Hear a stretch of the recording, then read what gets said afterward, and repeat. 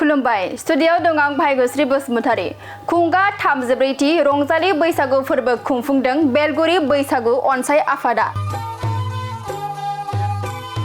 बैसाग दाननि 4 आरो 5 इंराजि 18 आरो 19 एप्रिल साननैनि हाबाफारिजों गाजा गोमजायै खुंगा 34थि रंजालि बैसागु फोरबो खुंफुंदों कक्राझार जिल्ला राफुलबिल ओनसोलनि सिङाव थानाय बेलगुरि गामिया। गुबुन गुबुन बोसोरफोराव फालिबोनाय बादिनो देग्लाय बोसोरावबो खुंगा 34थि रंजालि बैसागु फोरबो खुंफुंदों बेलगुरि बैसागु अनसाय आफादा। मख'जाथावदि बेलगुरि बैसागु अनसाय आफादनि बानजायनायाव मुंख्लं शैलेन्द्रनाथ ब्रह्मनि गोसोखांथियाव साननैनि हाबाफारिजों खुंफुंजानाय बे 34थि रंजालि बैसागु फोरबोआव बेलगुरि गामिनि उन्दै गेदेर रायजो राजाफोरा खौसेयै खाम, सिफुं, जथा, थरखा, जाबख्रिं बायदि बर'नि दोरोङारि दामजुफोरखौ लानानै बैसागु मेथाइनि देंखोजों बैसागु रंजानायखौ नुनो मोन्दों। हाबाफारिजोंनो लोब्बा लाखिनानै गेलेनाय बादायलायनाय, थुनलाइयारि बादायलायनाय आरो बैसागु मोसानाय बादायलायनाय बायदि हाबाफारि लानाय जायो आरो बैसागु मोसानाय बादायलायनायाव साखाथिनि गुबुन गुबुन गामिफोरनि मोसाखावरि हान्जाफोराबो बाहागो लादों। 34थि रंजालि बैसागु फोरबो खुंफुंनाय हाबाफारिजोंनो लोब्बा लाखिनानै लानाय गेवलां मेलनि हाबाफारियाव एमएलए लरेन्स इस्लारिया गाहाय आलासि महरै नुजाथिनानै रायजो राजाफोरजों लोगोसेयै उदां बैसागु मोसानानै रंजाफायो। बेलगुरि बैसागु अनसाय आफादनि बानजायनायाव खुंफुंनाय बे रंजालि बैसागु फोरबोआव बेलगुरि गामिनि रायजो राजाफोरजों लोगोसेयै सेरफांगुरि ओनसोलनि गोबां सानसुमैगिरिफोरा बाहागो लादों। दिनैहाय जोंनि बे बैसागु फोरबो खुंफुंनायाव निउस मिडियानिफ्राय नुजाफैनायनि थाखाय जोङो बेलगुरि बैसागु अनसाय आफादनिफ्राय निउस मिडियानिसिम गिबि जोंनि खुंफुं आफादनिफ्राय गोजोन हामलायथि बावहरनाय जाहैबाय। दा देग्लायहाय जोङो 34थि खेब जोंनि बे बेलगुरि बैसागु अनसाय आफादा 34थि खेब जाबाय। दा देग्लायहाय जोङो जोंनि गामिनि गासै फरायसा फरायसुलिफोरखौ लानानै गामिनि माखासे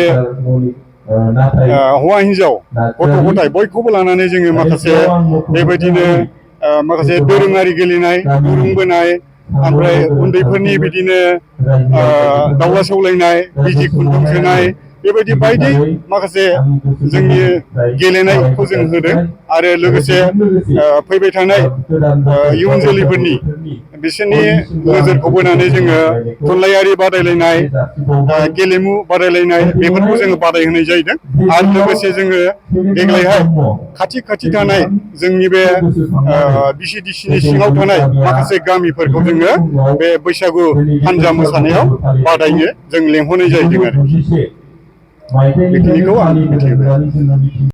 बेवहाय देग्लायनि गुबुन बोसोरनिफ्राय देग्लायहाय जोंनि रायजो राजाफ्रा बांसिनै बाहागो लादों। मानो होननानै बुङोबा सिगांनि समफ्राव एसे बेबायदि बैसागु रंजानायाव बारा देलायामोन। दा लासै माने आपडेट जाबोजोब्बाय। बिथांमोनहा गाननाय जोमनाय देलायनानै माखासे बर'नि दोरोङारि बेखौ लानानै रंजादों आरो सिगांनिफ्रायनो जोंनियाव बे कालसारनि बिथिङाव माने जोंनाव सिगांनिफ्रायनो सासे जोंहा गागु रेडिअ' आर्टिस्ट दङ। दा बिथां प्रफुल्ल कुमार ब्रह्म बिथाङा रेडिअ' आर्टिस्ट आरो बेजों लोगोसे जोंनि गामिनिनो बेजों अल इन्डिया रेडिअ' बिसोर मेथाइ खनग्रा रुमे नार्जारि बे बिथांमोनहा सिगांनिफ्रायनो कालसाराव जोबोद गोसो गुदुंमोन। बेनिखायनो सिगांनिफ्रायनो माखासे आगुनि मानसिफ्रा माखासे बे कालसारनि बिथिङाव दिन्थिबोनानै दिनै इयुन जोलैफ्राबो लासै बिथांमोननि फोरोंनायखौ लानानै दिनैहाय बे फरायसिम फैदों आरो दिनैनि बे नैथि सानाव जोबथा सानाव जोंनि 3 नं सानजा क'क्राझार समस्तिनि एमएलए मावनां एमएलए लरेन्स इस्लारिया फैनानै जोंनि बे रंजालि बैसागु फोरबोआव बाहागो लाफैदों आरो खाथिनि बैसागु बादायारि बिथांमोनहाबो बेयाव गोसो गुदुङैनो बाहागो लाफैनायखौ जों नुनो मोनो। मोनसे गोजोनथाव खौरां। कारिगावनि माइगं बाथौ फरायसालि सिनियर सेकेन्डारि स्कुला लानानै फैदों मोनसे गोजोनथाव खौरां। क'क्राझार जिल्लानि कारिगाव माइगंपुरी गामिनि माइगं बाथौ फरायसालि सेनियर सेकेन्डारि स्कुला HS फार्स्ट इयारनि थाखाय बेसेन नाङै मुं थिसननाय आरो फर्म बिलाइनाया सोलिगासिनो दं। बे माइगं बाथौ फरायसालि सेनियर सेकेन्डारि स्कुलाव आर्ट्स स्ट्रिमनि थाखाय इंलिश, बड' एबा MIL इक'नमिक्स, एजुकेसन, एडभान्स बड', हिस्ट्रि, पलिटिकेल साइन्स आरो अल टि इंलिश गासैबो आयदाखौ मोननो हागोन। आरो बे माइगं बाथौ फरायसालि सेनियर सेकेन्डारि स्कुलाव इंराजि आरो बर' मोन्नैबो बिजों थागोन। लोगोसे बे फरायसालियाव हिन्जावसा आरो हौवासाफोरनि थाखाय आलादा आलादा हस्टेलनि फेसिलिटिबो दं।